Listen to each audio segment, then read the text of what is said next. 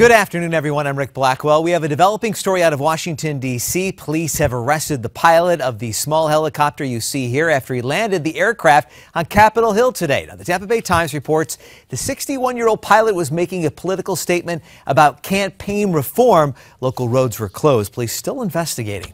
Also on Capitol Hill today, Nevada Senator Harry Reid takes shots at possible Republican presidential candidates. I don't really care. I think they're all losers. But Senator Reid does have a favorite, Hillary Clinton. No surprise there. We're now hearing from the jury that found former NFL star Aaron Hernandez guilty of murder today. Would it have made a difference to you had he taken the witness stand?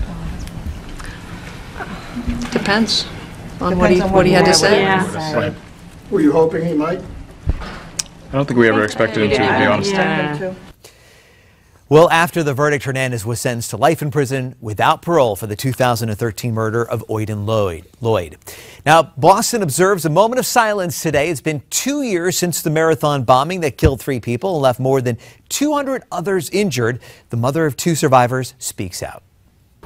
Well, for everybody else, it's been, probably a long 2 years. For us, it seems as though it's,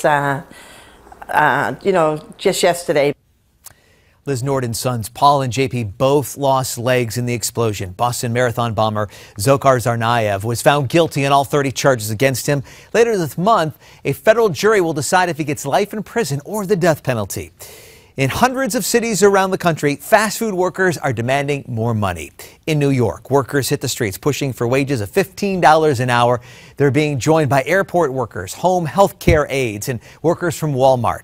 Protest organizers say they have marches like this planned for 230 cities and college campuses. Meanwhile, China's once growing economy has hit a 6-year low. A slump in the property market has pushed growth down to 7% so far this year, which is still well above many other nations. But China's premier warns the country could be in for some tougher times ahead.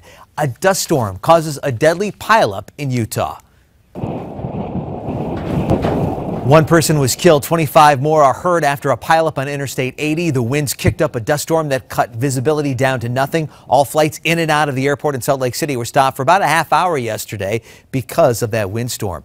2 tons of supplies are on their way to the International Space Station. And liftoff.